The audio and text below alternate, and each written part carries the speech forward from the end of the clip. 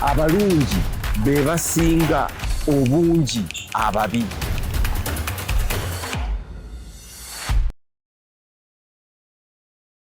Abatulaba mwebale, abalungi be basinga obungi ababi. Era ekyo mwakirabye mu kulonda kwe twayiseemu nti abantu ababi si bangi. Bw'ogeraageranya abantu ababadde bayinza okuba nga oba bakikiitanya abantu mu kulonda oba n'ogeraageranya n'abantu abagenze obugenzi bambi nga bagenze kulonda bulunzi. Abagenze okulonda obulunzi be basinga obungi. Naye ababi be babadde abatono, abakoze kyonna kye yakoze. Ekibi ekitali kya buntu ekyo si kyabadde kituufu. Nekituleetera okulowooza nti abasajja abalondeddwa waliwo mukwano gwaffe atweditingira ebintu bino bitukola ku Impact ne ku Dream TV nti bwe tuba tunoonya be twagala okulonda ng'abantu tulonda basajja ki? Tulonda Dawudi oba gundi Goliath? Lwansonga Goliath yali naggwano. Ne waliwo ate ekigambo ekirala, omuntu omugundiivu. Njagala twawula ebigambo bino kati bibiri. Bw'olonda omuntu oba mu byobufuzi onoonya ani? Naggwano oba omuntu omugundiivu? Era ofuuka otya naggwano era ofuuka otya omugundiivu? Goliath mu Bayibuli bamwogerako ng'omusajja naggwano. Ekyo kyokka kikulagirawo nti naggwano tekiba kirungi nnyo omuntu okuba naggwano. Obaamu okuyiikiriza abalala mu ngeri zo oba olw'ekikula kyo, ate obaamu ndowooza n'emize naggwano. Kwegamba naggwano abanga omuntu ow'amaanyi, agakozesa obubi, agakozesa nga ayiikiriza banafu abatasobola kulwana naye nga Dawudi Goliath bwe yali, nga yakimanyi nti naggwano era tasobola kukola ki? Kuwangulwa kano kaana akatalina kye katalina, akatalina mmundu ku ssaawa eyo lyali ffumu, akatalina ngabo, yakatambadde ebintu byakulwanyisa helmet, kampangula kati. Mpozi akaana kagundiivu. Awo nzijira okwawula wakati w'ennaggwano n'omugundiivu. Omugundiivu oba onnyikidde mu kukkiriza kwo, mu nkola yo era ne mu ndowooza yo ne mu nzikiriza yo, nga oli mugundiivu, obimanyi bulungi era oli mwesigwa gibiri. Nti kiringa nga omuntu bw'anaawasa omukyala, waliwo amaka amagundiivu olw'okuba nga omukyala n'omwami abagalimu bali together bulungi bwe bati bagundiivu. Obufumbo baabutuukiriza, kabe kasinge baasoma, kabe kasinge bagagga, kabe kasinge balina n'ebintu bye bakola mu ggwanga ng'abasomesa, abasawo, nga balina emirimu gye bakola mu ggwanga egy'amaanyi era egiyamba abantu b'omu ggwanga eri. Okubeera omugundiivu kintu mu Luzungu kiri virtuous. Okubeera naggwano mu Luzungu kiri vice. Guba muze. Naggwano teguba muze. Eba mpisa ennungi ekuteekeddwamu enzikirizayo, enjogerayo, empisa zo, ennyambala yo byonna omugundiivu abeera well done. Kankozese olulimi olw'ennyama waliwo middle bagiyita batya mu restaurant ennyama eyidde ennyo waliwo eya red waliwo medium ne wabaawo ne njerabire no problem n'ennyama sikyagisaagala kuba kaakati omugundiivu gwe walonda era ku bonna abeesimbawo ani mugundiivu ani naggwano ng'omaze okutegeera nti naggwano tekiba kintu kirungi kiri awo kibaamu okuyiikiriza kibaamu okusosowaza amaanyi go kibaamu ebintu bingi nnyo katugambe bweba Uganda oba ensi zaffe eza Africa omuntu okuba naggwano iyo yajja okutwala ebintu by'abantu obangu esente obanguzi nga talina kyalowooza ku bantu abo naggwano aba talina kyafaayo nnyo aba ku maanyi ge obuyinza bwe byakola n'ababe ye Goliath naggwano yali mulwanyi nnyo Goliath. Bwe tutunulamu emabega ne tukuba ttooki ne tugamba nti mu kulonda twabadde tulonda ki kino kye kireeta nti wateeka okubeerawo obuvunaanyizibwa obw'okutendeka abalonzi ne bayiga naddala abasomye ne baprocessing ebintu bye basomye ne babivungisa oba ne babirecyclinga ne babiddamu ne babijjamu ekintu kyakyo ekyamagezi.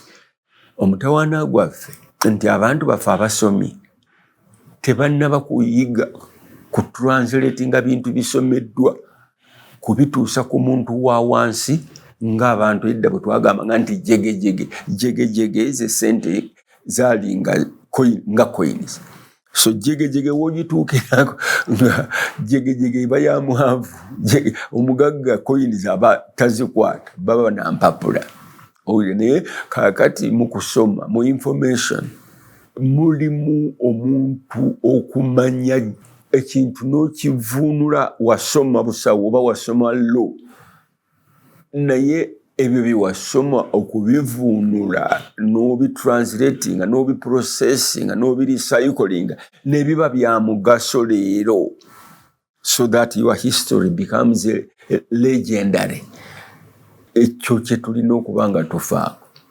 Nze ndowooza nti teri kikwetaagisa kufuuka naggwano naye ate waliwo ekikwetaagisa okufuuka omugundiivu. Okufuuka naggwano kiringa ng'omuntu bw'anaafuuka nga mubbi decision yo naye ku kyalo n'ofuuka kiki naggwano era okukuyita naggwano teziba mpisa nnungi. Nze sirowooza nti oba successful as such teziba mpisa nnungi teba character ntuufu. Naggwano aba tormenta aba oppressor naggwano aba omuntu anyigiriza obuntu vane kunyigiriza abantu naye ate waliwo okunyigiriza obuntu bw'abantu. Naggwano twalonze tutya naggwano oba omuntu omugundiivu. Omugundiivu buli omu aba yakifuna mu butuufu.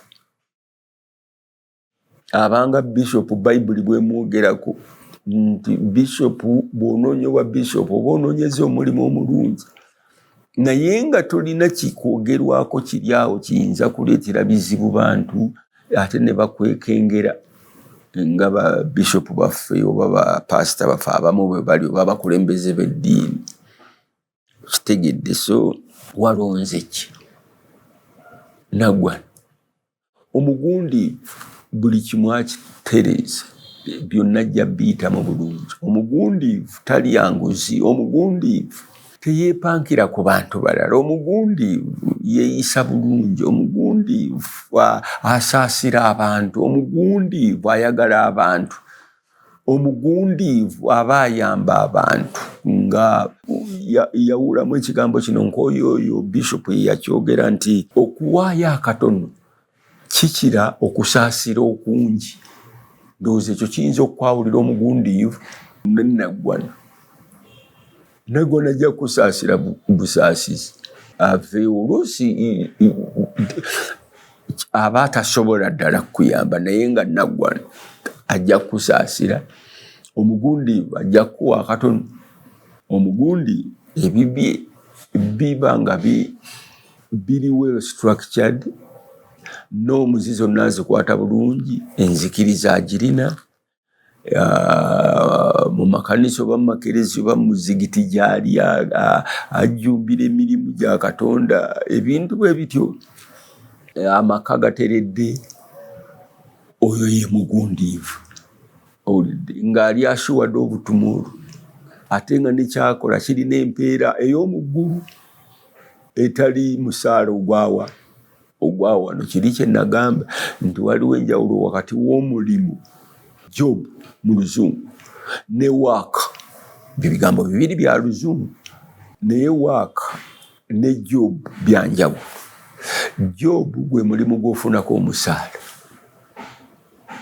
Work kitone kyo Katonda kye yakugamba lwaki yakutonda.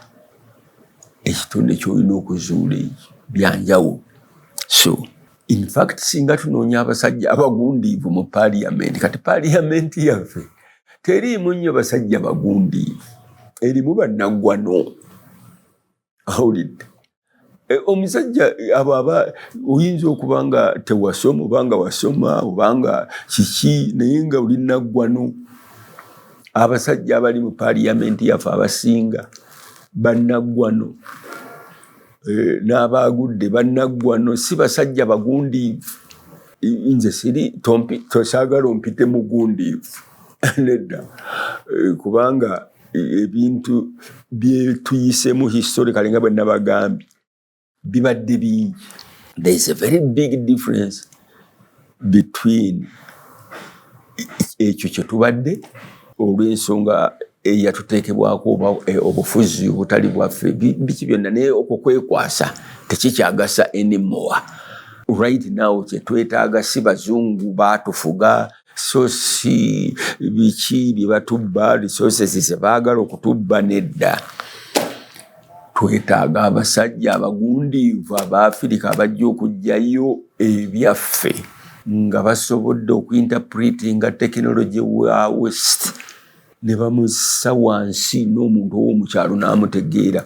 Obwo buvunaanyizibwa bw'abaasoma, okuteeka wansi ekintu n'okitaganjula buli muntu n'aba ng'asobola okukikola okitegeera. Otherwise bwe tutaakola ekyo kitegeeza okusoma twabba ssente, kubanga abasomwa abasinga emyaka egyaffe baasomeranga bwereere, nga bw'omala yesu toddayo kusasula fees paka university. So twegendereze nti ekiddako twagala kiki, basajja bagundiivu. Bwe ndaba be twalonze oba abalondeddwa okubakubagiza oba obutabakubagiza oba okubasaasira oba obutabasaasira oba okubayozaayoza oba obutabayozaayoza, ku lwange nga Alex mukulu, opinion yange eri bweti nti twetaaga obugundiivu bw'abantu baffe, citizens baffe Bannayuganda. Tetwetaaga basajja bannaggwano batufuza kifuba, batufuza miggo, batufuza nga tudduka mundu. Sigamba bano abaffe wano, ngamba awolala nga mu South Africa eyo gye batuntuza abantu. Wano tetubatuntuza nnyo. Naye ngamba mu Afirika eri awolala kudduka oli mufuzi afuganga naggwano obanga omugundiivu. Bakabaka babeeranga bagundiivu. Ayina ettaka yagaba mugundi yayamba ya community yagikola ki yagigatta yagikulembera yamanya abaami ono omwana akulidde mu kisakaate gundi lwaki tajja mu lubiri owulidde si corruption mwana wa alina empisa nti ye yeeyisa bulungi nti ye talya bigambo bye nti ye mugundiivu famire ye ngundiivu tewali gwe bayinza kulonda ku bwami nga bamanyi nti famire yammwe yabanaggwano bannaggwano era bakuba bigwo balwana ku kyalo ebintu ng'ebyo bannaggwano be babikola naye omuntu omugundiivu takola ebyo ekyo kyawule n'omuntu ali educated n'ali civilized naggwano ayinza okuba educated naye toyinza kuba mugundiivu nga toli civilized omugundiivu oteekwa okuba nga oli miki olina obugunjufu naggwano taba na bugunjufu Dawudi okuba oyo Goliath alina obugunjufu bw'atalina yali naggwano Goliath n'ono omulala ni Samson and Delilah olidde Delilah naye okuwaayo Samson yali munaggwano olidde naye omusajja omwana n'akozesa obumanyirivu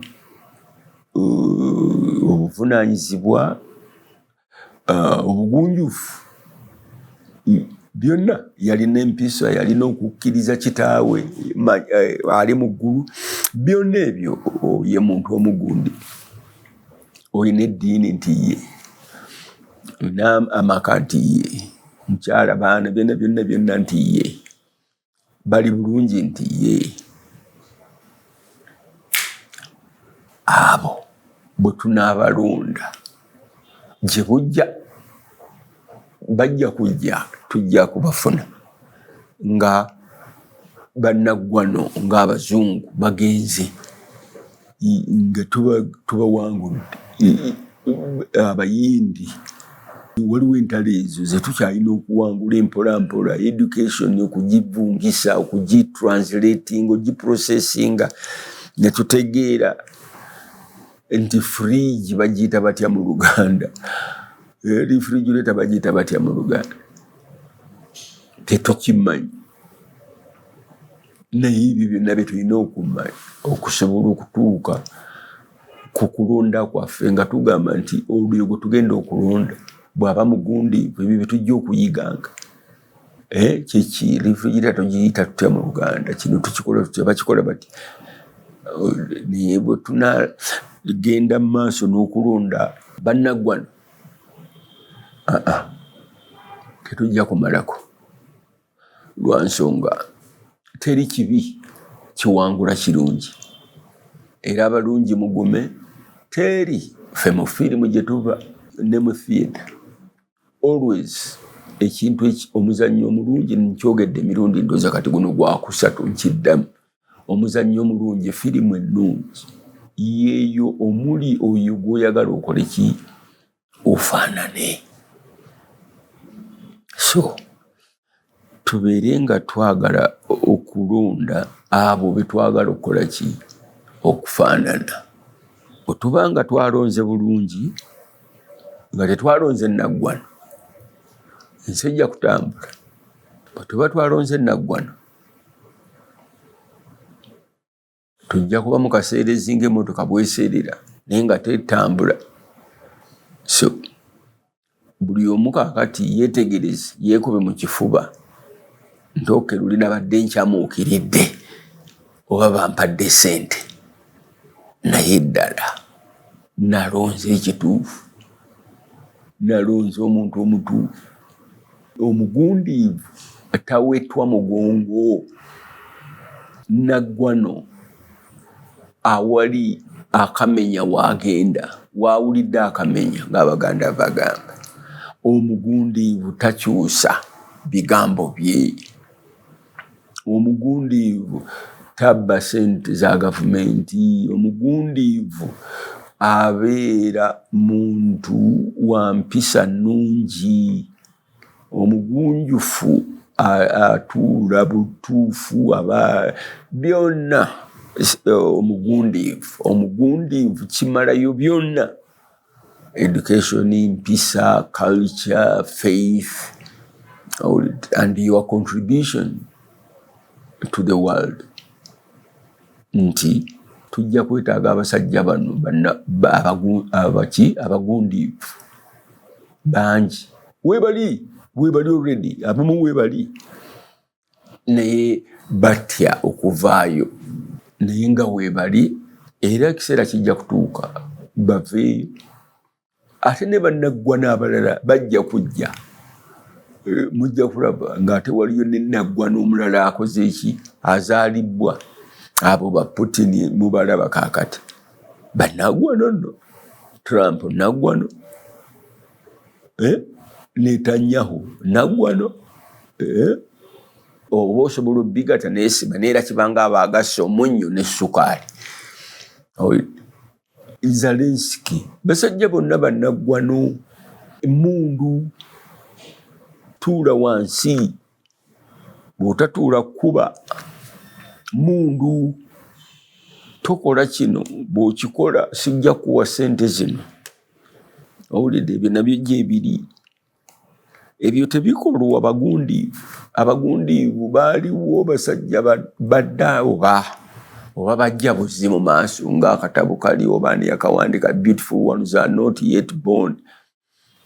Yali ani oba Kamala yawandiika Cry My Beloved Country. The Beautiful Ones Are Not Yet Born ndalabidde yakawandiika. So tulinda naye nze nkubiriza kakati buli muntu waali yeekube mu tooki erindabirwamu gye mbagambye abayindi gye baaleeta. Emmundu muzungu si muyindi yagireeta. Then Abafirika bambi twali ku nkumbi. Kakati nga tweyongerayo tutandike okuba kati ettooki nti mu kulonda okujja tulironda oba naggwano oba omugundiivu. Bannemanze okupima naye nze nkugamba gwe weepimire. Naye nze bannema okupima naye ntono. Naye bannaggwano bemmanyi abamu munammwe mubamanyi. Beba Mobutu, beba Gaddafi, beba Bongo,